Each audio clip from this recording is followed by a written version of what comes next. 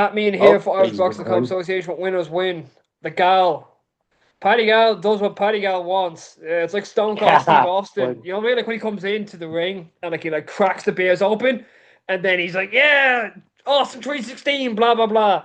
No, Gal, Paddy, how are we? It's been a while. The last time I was interviewing was live on the zone. yeah, Post fight interview, grand week. a little check mark myself. But listen, how are we? Very, very good. Everything is going very well. Um, so I'm not getting the badges in, but I'm also getting Oh, the badges in. I'm okay. gonna prop you up. There we go. Yes, yeah, apologies, don't I? All But right. yes, all going well. Just been training and keeping the show going. Training, life, business, gym, family, everything. You know what I mean? Balancing it all. Sorry, I'm moving this. Oh, good. A tough opponent the last time, Paddy. In Badakrami, he came to swing and he came to fight, and you tried to. I think you tried to kind of get him out of there within the first round. Like you were throwing bombs really from the first round. I think the first punch you threw was either a hook or something, but it was a powerful enough punch that you came across. And I think the first time Uh, you caught him clean, he was like, okay, right, I have a tough night's work for me ahead. Um, did you want to? My first question is, did you want to get him out in the first round to kind of get that first round knockout, or was it just listen, no, it no, didn't come? that wasn't the plan. I thought that I could, and he's only stopped twice in like 20 odd fights. He's fought it, or 50 odd fights. He's fought at light heavyweight. He's ranked at light heavyweight. He's fought super middle, and um, he's maybe fought at middle. I don't know, but he's a big, big lad. Everything, and the plan was to give him a good, big, solid job just to sort of put him in place because he does walk forward. He walks people down, and he can take it. I caught him it, and then threw a right hand, caught him up, whip one to the body, caught him that, and I don't know, just went into fucking overdrive or autopilot, just went to town. I couldn't help myself, and then when I just went for it, and then he fucking bang, Panama body shot, bang, hit me right. One more, and I think he's going down, bang. He right, next one, bang, he fuck. And then first round was over, and then the kind in the second one come back up the second. I was like, holy fuck, how are we only halfway through this? And then got the third and the fourth, slowed down a wee bit and stuff, but it was a moderate one, but it was good because obviously all things happened with the show, the few cancellations, and then it was a bit of a nightmare with Jamie Graham, Connor Quinn, Bernaldo. Those three fights fell through, and the show was going not a shit show as such, but it was sort of a few things that could have fucking ruined most shows. But fair play to the lads, Jamie and Potty, they kept it on. They says, right, we're doing it anyway. I was actually talking to Potty that day, and yeah, he says, look, we're still going, yeah, yeah. What about a headliner? You sticking me on or what? Just obviously chancing me on because who doesn't want to be a headliner? He says, look, if it was a 6 rounder or more, we would, but we'll maybe do a joint. I said, look, Potty, just make it the headliner. You know it works, and I don't not that that convinced them, but they end up doing it anyway. And obviously, grateful for it. It was a good night. It was good crack. The crowd went nuts. All the crowd that were for me, 200 odds, and they had a great night. They really enjoyed it. I enjoyed it. It was good to be back. It was good to get an interview with yourself and be on the zone. All was class. Um, I've been hearing rumors in the past hour that a certain fight is in the works at the moment. Yourself against Graham McCormack. Is there any first word that you want to give in that fight at all whatsoever? But Graham McCormack could do that. Well, like I've heard that Graham McCormack is he wants that fight against you. Does he? Happy days, right? Well, that fight's made. It's actually not. I don't know if it's confirmed, but if he wants it, I want it. It's more or less done then. Happy days. Let's do it. Okay, well, looks like if Jamie Conlan's watching this, hopefully that he is. Um, We've got a fight. well, listen, let's do it then. Just Hundred percent. I'm gonna advance on my question then. Have you watched much of Graham McCormack at all? Obviously, his last performance off an unfortunate loss, but I was down at that fight. Jay, he gave me 2 tickets, and I took one wee lad down. He's only 12, and it was a seriously good show. I think you'll agree. Brilliant show, few good fights. Probably the best fight I've ever seen live. That or Martin Lindsay versus Paul Appleby. That Martin Lindsay's one, or Paul Ryan and Peter Carr, two of the best fights I've seen Unreal. live. Small hall, place went nuts, all action, absolutely class. And that Martin Lindsay one, I think, was 21 years ago or something. But yeah, it was a great night. I seen Graham Moore, I seen him and Richie's. It was a good fight. I was hoping to get the winner of it. And obviously Richie, he's going out, he's family stuff, he's things to be looked after, so he's going to be inactive for a while. I have seen that. I've seen Graham a few times. Actually, I sparred one round with him years ago. This was probably 2017, 18. I was down sparring one round. I was down sparring in Dublin. Then he was training at the time or something. I think he jumped in. But yeah, it's fine. I'm up for 100%. Hopefully you just made it then. Well, Matchmaker, Matt. because The matchmaker. a certain person did text me on Instagram, and he said, "See you in Belfast," and I said, "Okay, right." I kind of put the dots together, and then I wanted to obviously ask the opposite side, get two sides of the Yeah. story as a journalist, get two sides of the story, and ask you, did you hear anything? Obviously, I've just probably made a fight for the first time in my journalist career, so another Good another goal man. ticked off. But I guess like is that a fight that you'd like? Yes, 100%. The thing is, like I'm back for 4 fights, 3 fights, 4 fights max. Um, initially when I did want to come back, it was sort of last October. I was like, actually, might fight again. Asked a couple of people that I respect in boxing. Their opinions was, nah, you're out of it too long. Why the fuck are you going back? And have a group chat with a few of my mates, Mark Kinley, Eamon, Donald, Tyrone, and Tommy McCarthy and Tom Yeah, Tommy McKenna. Barker. I asked them, I says, look lads, what are you reckon? I'm really considering a comeback. I don't know. Something just came from a few different ones. And he says, why not? Fuck it. Who's your weight? What are you going to do? And all the rest of it.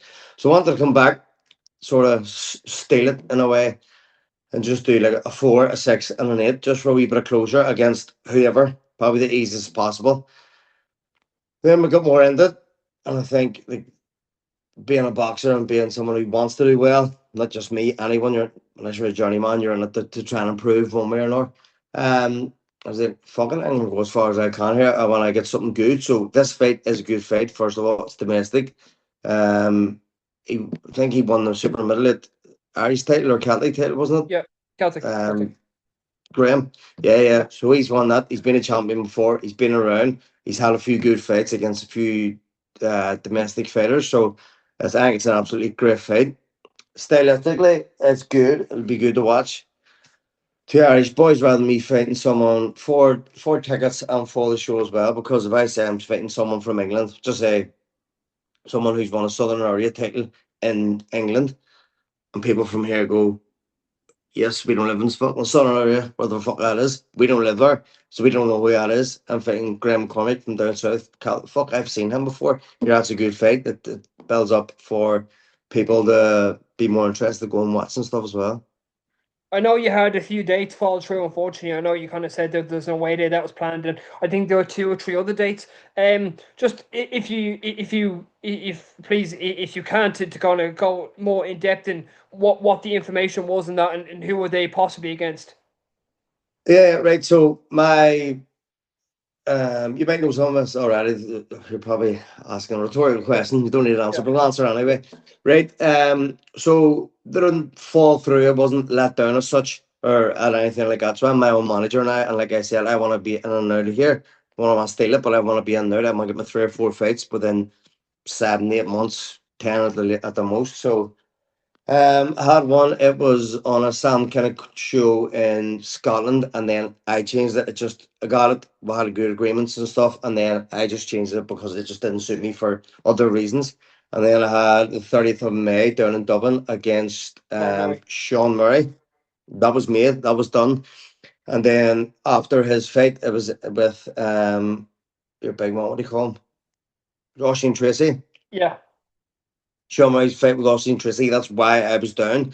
I was down. I was going to do a face off in the ring. All being well, if he won, we were going to do a face off in the ring, and that show he's fighting, the Paul Ryan and Carr show. But obviously Jay had a lot going on with Glenn the night before, so he's busy and all the rest of it. We just didn't get round to it.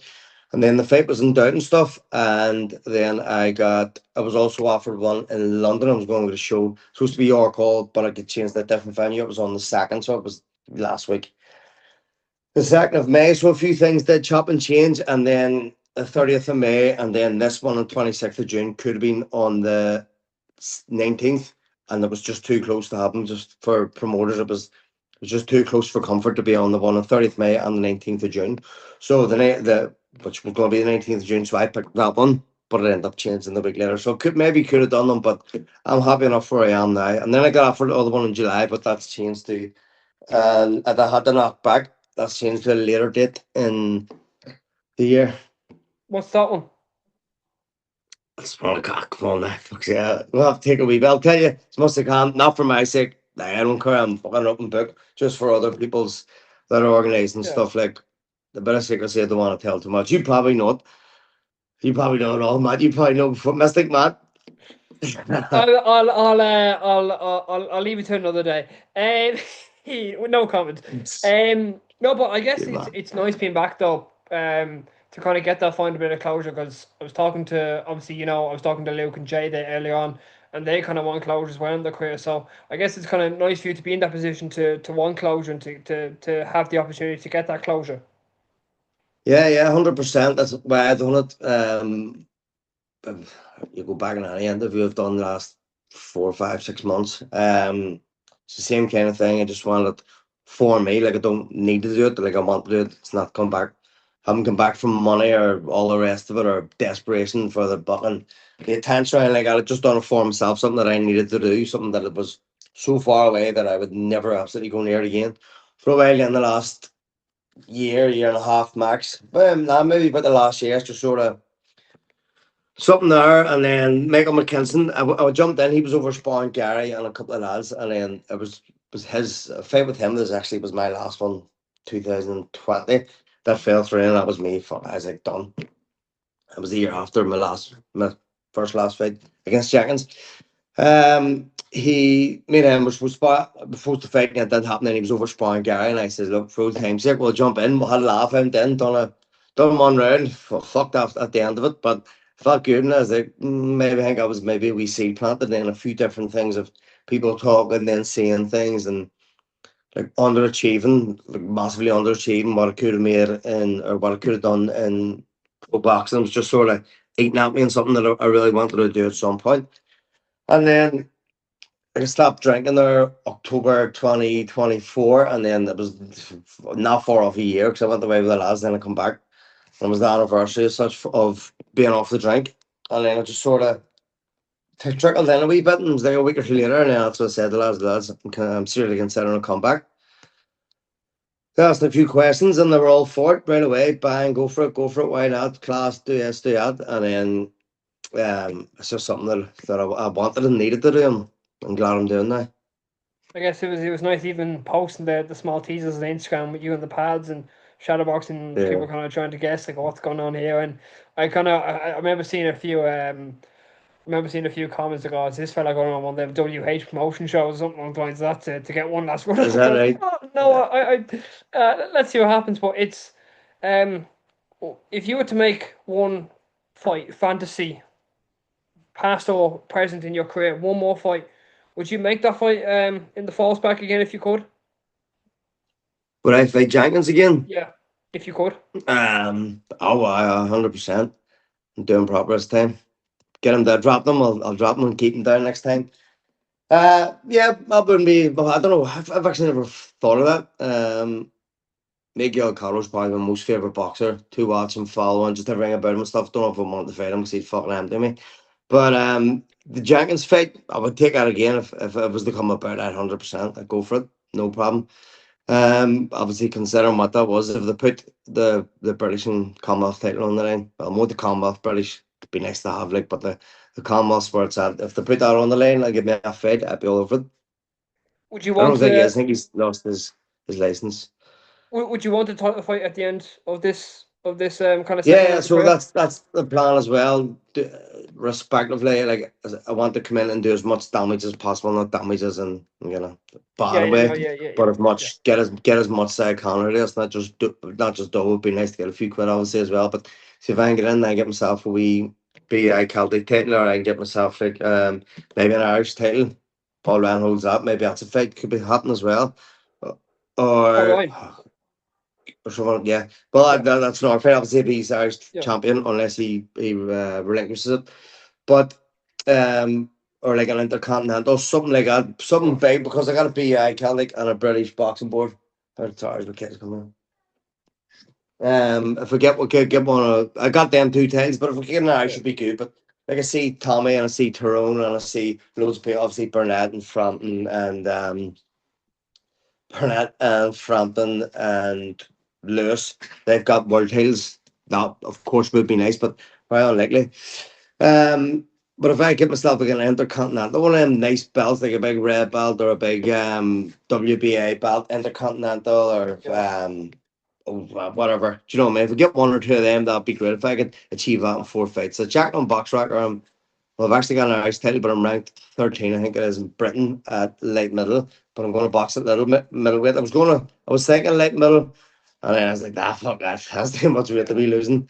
I'm happy enough with middle, especially domestically. I'll sit well at that weight, no problem. I know the contacts that Jamie and Paddy have. Maybe landing a matchroom show, hopefully. Well, there's actually one. I was asked about one in the summer in August for a different promotion. Well, someone said that someone had asked for me, and then there's another one that is not here. It's over across the water, just close across the water. Queensbury. Towards the end, towards what? Queensbury. Queensbury was one of them. Yeah. I think they might be the second one that is away. Zufa. But both them, no, not Zufa. Okay. Queensbury in the summer and Queensbury, it might have been the second one's the end of August. The show told me who it was and told me what the money was, and I said, "Get me on that, the fuck."